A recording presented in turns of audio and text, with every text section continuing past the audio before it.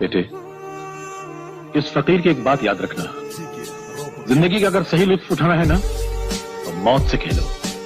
सुख में हंसते हो तो दुख में कह लगाओ, जिंदगी का अंदाज बदल जाएगा।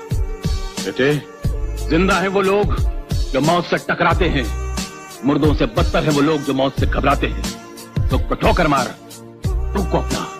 अरे सुख तो बेवफा है, चंद दिनों के लिए आता चला जाता है, और दुख तो अपना साथी है, अपने साथ रहता है।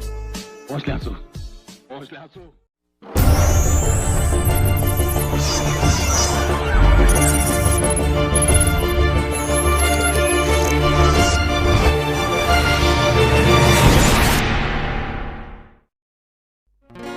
नमस्कार दोस्तों, दर्द है, गम है, आंखें भी मेरी नम हैं, लेकिन मुझे विश्वास है, मुझे उम्मीद है, मैं फिर मुस्कुराऊंगा, मैं फिर मुस्कुराऊंगा और मैं जीत के दिखाऊंगा। दोस्तों, आज मोटिवेशनल कहानी शुरू करने से पहले मैं 69,000 भर्ती में शामिल ऐसे अपने मित्रों को जिनका किसी कारणवश से अभी यह निश्चय नहीं है कि उनका हो पाएगा या नहीं हो पाएगा, वह द्वंद्व में हैं या किसी कारणवश से सुपर टैट में उनके अंक अच्छे नहीं हैं, यह मेरी कहानी पूरी तरह से उनको डेडिकेटेड है। क्योंकि मित्रों, विदित है मैं स्वतः 69,000 भर्ती का एक कैंडिडेट रहा हूँ। यह है कि ईश्वर की दुआ रही है और आप लोगों का आशीर्वाद रहा है कि मेरे गुणांक और सुपर टैट के नंबर काफ़ी अच्छे हैं। आप सभी की दुआएं रहीं तो उसमें मेरा सिलेक्शन हो जाएगा। इस दोस्तों, यह मेरी दूसरी नौकरी है। इसके बाद एक और मेरी फाइनल वैकेंसी का रिज़ल्ट आ रहा है, उसमें भी मेरा होगा। दोस्तों, यह मेरे धैर्य और मेरे पेशेंस का ही प्रतिफल है कि मुझे ईश्वर अब एक प्रतिफल के रूप में, मेरे मेहनत के प्रतिफल के रूप में चीज़ें मुझे लौटा रहा है। दोस्तों, आज की कहानी का शीर्षक है बुरा दौर हमेशा नहीं रहता है। दोस्तों, एक समय की बात है, एक राजा अपनी सेवा से एक संत को बहुत खुश करता है। संत उसकी सेवा से प्रसन्न आके उसको एक ताबीज़ देता है।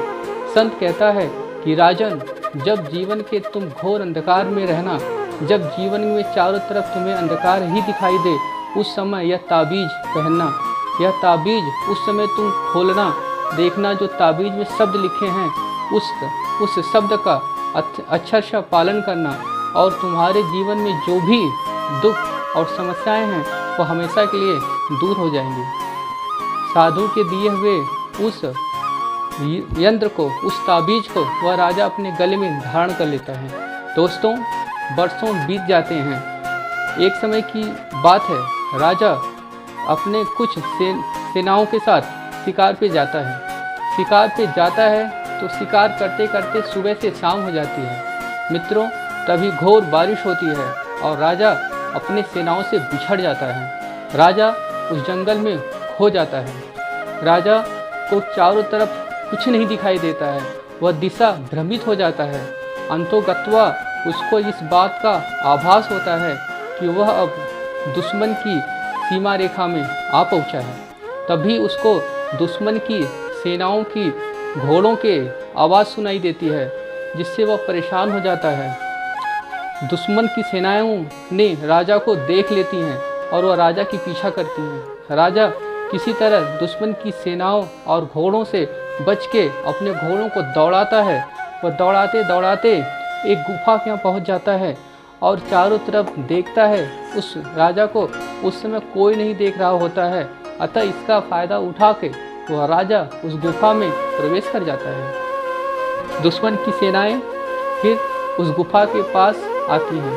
चारों तरफ उस गुफाओं के तरफ वे सैनिक भ्रमण करते हैं। राजा को हमेशा घोड़ों की टप टप की आवाज़ सुनाई देती है।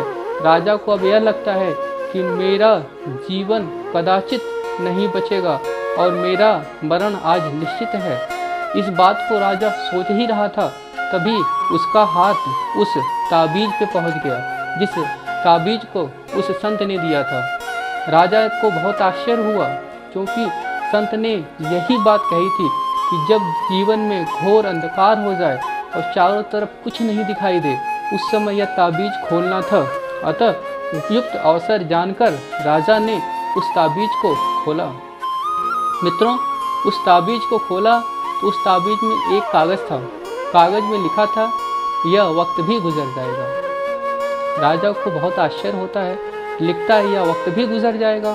तो राजा कहता है, ठीक है, अगर ऐसा वक्त है तो यह वक्त भी गुजरना चाहिए, अतः मैं ज़रूर अपना धैर्य दिखाऊंगा। और राजा किसी तरह अपने घोड़े के साथ उस गुफा में छिप के रहता है। दोस्तों, रात किसी तरह गुजरती है और राजा की आंखें लग जाती हैं। सुबह होते ही दुश्मन दूर दूर तक नहीं दिखाई देते हैं और राजा अपने घोड़े के साथ अपने राजमहल लौट आता है। मित्रों, इस कहानी से हमें सीख यह मिलती है कि कभी कभी हमारे रिजल्ट, हमारे जीवन में जो एक सक्सेसनेस रहती है, उसमें एक ऐसा दौर आता है जिससे हम घोर आशाओं से चारों तरफ घिर जाते हैं। हमें लगता है कि अब हम आगे जीवन में कुछ नहीं कर पाएंगे। मित्रों, उस समय इस घोर अंधकार में से हमें निकलने की ज़रूरत होती है। उस समय आप इस बात को ज़रूर इल्म कीजिए कि यह वक्त भी गुजर जाएगा। मित्रों, अगर काली घनी रात होती है तो ये कदाचित नहीं है कि वह प्रकाश न हो, प्रकाश अवश्य होगा। अतः अगर बुरा दौर आपका चल रहा है तो यह ज़रूरी नहीं कि बुरा दौर हमेशा रहे, इसको गुजरना ही है और हर हाल में गुजरेगा। लेकिन ऐसे समय में आपको क्या करना है? आप कदाचित 2 मिनट के लिए शांत रहिए, आप गहरी सांसें लीजिए। उसके बाद आप अपने अधिष्ठाता, अपने ईश्वर को याद कीजिए। उसके बाद आप पुनः अपनी संभावनाओं को तलाशिए। आपको लगेगा नहीं यार, there are many opportunity in life, आपको ढेर सारी संभावनाएं दिखेंगी। आप पुनः उन संभावनाओं को संजोइए, उसको एक डायरी में नोट कीजिए और उस संभावनाओं को पुनः एक नए संकल्प, नए ऊर्जा के साथ उस पर लग जाइए और कदाचित आगे बढ़ते रहिए। मित्रों, आपकी सफलता निश्चित है, क्योंकि आपके सामने जो यह मित्र खड़ा है, मेरे ने भी ऐसी चीज़ों को बहुत बार फेस किया लाइफ में, लेकिन मैंने इस चीज़ को हमेशा जीवन में अपने उतारा है कि यह पल भी गुजर जाएगा।